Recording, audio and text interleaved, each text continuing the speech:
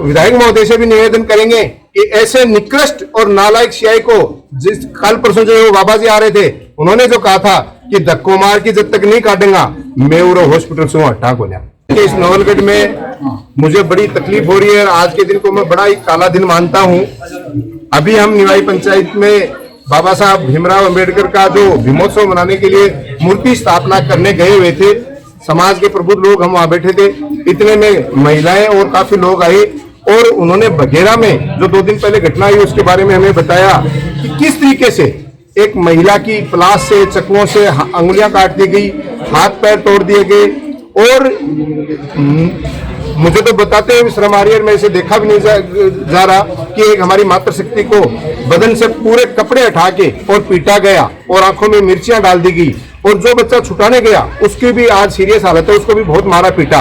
और यहाँ के हमारे जो सीआई साहब हैं उन्होंने मात्र 151 में उन लोगों को अरेस्ट करके, और अब वो जाने उनकी लीला जाने, लीला वो जब से नवलगढ़ में आए उनकी लीलाएं सुनते रहते हैं। वो लीलाएं सुनते हुए हमें बड़ी तकलीफ हुई।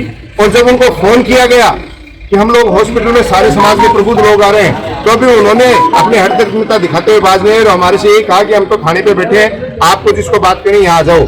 तो हम भी लोकतंत्र में इतने कमजोर नहीं है।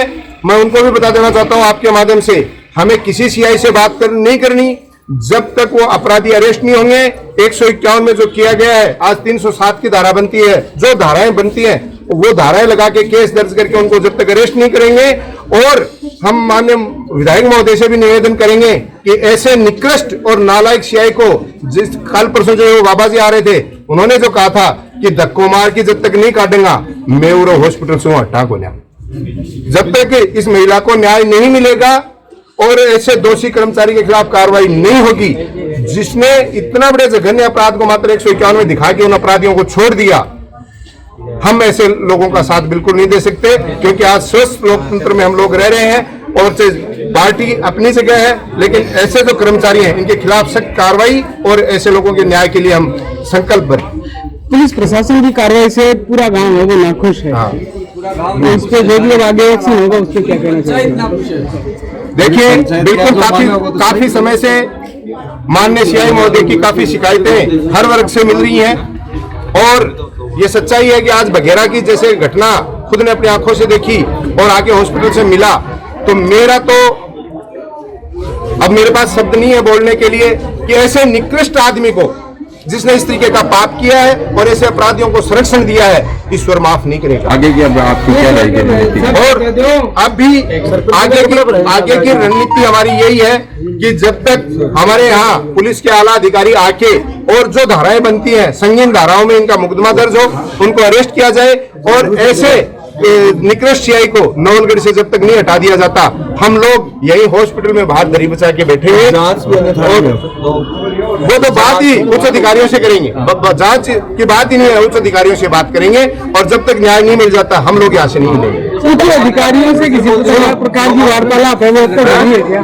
उच्च अधिकारियों से अब तक हमने किसी से बात नहीं की। हम तो अभी निवाई में बाबा साहब भीमराव अंबेडकर की प्रतिमा की स्थापना करने गए हुए थे, वहां हमारे पास ये लोग बाग आए, तो हम तो सीधा हॉस्पिटल में अभी मिलने आए हैं। इनसे इनकी हालत देख के हमारी हालत खुद के अंदर से खराब हो गई।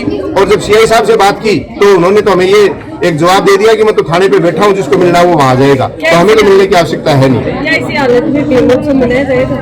बिल्कुल नहीं मनाएंगे कि एक तरफ हमने सबने कमेटी ने निर्णय लिया है कि जब तक इस दलित महिला को या हमारी इस महिला को, बघेरा की महिला को न्याय नहीं मिल जाता, अपराधी अरेस्ट नहीं हो जाते और ये यहाँ का लापरवाह सीआई यहाँ से नहीं हट जाता, तब तक हम कोई भी महोत्सव हमारे यहाँ नहीं मनाएंगे। ठीक है नरेंद्र जी, क्या कहे अभी बताइए। बिल्कुल, अभी जो है हम निवाई से प्रोग्राम से आए और हॉस्पिटल में संभाला तो प्रियंका जो बेटी है हमारी, उसकी हालत बड़ी हमें को सीरियस लगी और तुरंत प्रभाव से हमने डॉक्टरों को बुलाया और दोबारा से उसकी जांच कराई तो स्थिति बड़ी गंभीर मिली। तो उसको तुरंत प्रभाव से जयपुर SMS हॉस्पिटल के लिए अभी हमने रवाना करवाया है। और जो दूसरी पेशेंट है उनके भी जो सर्जरी के लिए अभी डॉक्टरों को दिशा निर्देश दिए हैं। तीसरा पेशेंट जो बच्चा है उसके भी अंदरूनी गंभीर चोटें हैं, उसकी भी दोबारा से हम लोग जांच करवा रहे हैं। और साथ ही जो पुलिस प्रशासन की जो तानाशाही है, गुंडागर्दी है, आज ये 3 तारीख की घटना है, उसके बाद लगातार न तो इन बच्चों को संभाला गया और न उन अपराधियों के खिलाफ कोई कार्रवाई की गई। उल्टा उनको 151 में दिखा के छोड़ दिया गया ताकि वो लोग विदेश भाग सकें। तो इसमें यहाँ के लोकल प्रशासन, पुलिस प्रशासन की बड़ी मिलीभगत की एक बू आ रही है। तो उसके खिलाफ अब सभी हम लोग जनप्रतिनिधि भी, जिसमें कम से कम 15-20 पंचायतों के, तो अभी सरपंचगण पे हमारे मेंबर सर सारे लोग हम बैठे हैं और पूरा पीड़ित परिवार बैठा है कि जब तक इस बच्चों सभी को न्याय नहीं मिल जाता, पीड़ित परिवार को न्याय नहीं मिल जाता है, तब तक हम धरने से नहीं उठेंगे। ये पीड़ित परिवार के साथ मारपीट करने वाले कौन लोग हैं? पीड़ित परिवार के जो मारपीट करने वाले लोग हैं वो उसी परिवार से रिलेटेड लोग हैं, लेकिन वो बाहुबली लोग हैं और ये गरीब आदमी है। आज किसी भी परिवार की बात हो या दूसरे की बात हो, आज आपको पता है कि मारपीट का अधिकार हमारा कानून किसी को ही नहीं देता है, चाहे सगा बाप बेटे क्यों नहीं हो। जब उनके साथ इतनी बड़ी घटना होगी, इतनी बड़ी मारपीट होगी, जब पुलिस में FIR होगी, यहाँ एडमिट है पेशेंट, तो लोकल प्रशासन की जिम्मेदारी बनती है।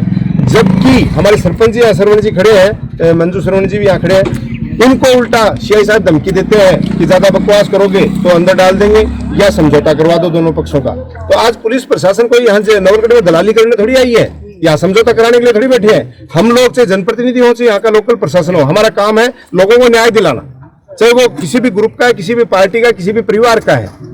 इस चीज से ऊपर उठ के आज जब इस बात का मुझे पता चला, मैं तुरंत प्रभाव से इस पीड़ित परिवार से मिलने आया हूँ। इनकी हर संभव से मेडिकल से संबंधित हो, चाहे अन्य जो भी हम लोग मदद कर सकते हैं उसके लिए पूरा लोग हम नवलगढ़ के कटिबद्ध हैं, बैठे हैं। जब तक पीड़ित परिवार को न्याय नहीं मिलेगा और इस नवलगढ़ के ऐसे भ्रष्टाचारी सीआई को धक्को मार के बाहर नहीं काटा जाएगा, हम लोग यहाँ से हिलने वाले नहीं है। तो ये महिला और इस बच्चे के क्या लगते हैं ये आरोपी? आज परिवार के लोग हैं, लेकिन इनकी आपस में नहीं बनती, जिसकी बार बार पहले से भी एप्लीकेशन दी हुई थी। आज बनना न बनना एक अलग इश्यू है। एक इस तरीके से नर्सिंग तरीके से आज चक्कू से अंगुली काटना, प्लास से अंगुली मरोड़ देना, पैर सीधे करके लाठियों से मार के पैर तोड़ देना, इतनी नंगा करके पीटना, आंखों में मिर्ची डाल देना, इतनी निर्ममता से आज के लोकतंत्र के जमाने में इस तरीके की घटना, मैं तो ये चाहता हूँ बाबा राम साहब पीर से भी हाथ जोड़ के प्रार्थना करता हूँ कि हमारे नवलगढ़ में इसी घटनाओं की दोबारा पुनरावृत्ति नहीं हो। और इसमें अगर दोषी कोई भी है और कोई भी अगर छल कपट कर रहा है, उसको बाबा राम साहब पीर को दंड देना चाहिए और ऐसे दोषी व्यक्ति को दंडित करना ही चाहिए। मेरा तो ये कहना है। महिला है वो पिछले 20 सालों से पीर ही रह रही है, वो भी एक पीर में रह रही है। देखिए, ये जो पारिवारिक मामला है वो एक अलग इश्यू है, आप जिस बात पे जाना चाह रहे हो, लेकिन 20 साल से कौन कहाँ रह रहा है वो एक अलग चीजें हैं। लेकिन आज जो गांव में रह रहे हैं, गांव के लोग सारे आपके सामने खड़े हैं, सरपंच जी खड़े हैं, कोई कहीं भी रहता है, आपसी मनमुटाव आज भाई भाई में भी होता है, आज मियाँ बीबी में भी होता है, भाई बहन में भी होता है, सब में होता है। लेकिन इसका कोई ये मतलब नहीं है कि इतनी मारपीट, इतनी निर्दयता के साथ उसके अंगुलियां काट दी जाए। ये चीज पॉसिबल नहीं है, ये नहीं होने दिया जाएगा। आपको न्यूज़ कैसी लगती है कमेंट बॉक्स में ज़रूर लिखा करें और चैनल से हमेशा जुड़ने के लिए सब्सक्राइब करना नहीं भूलें।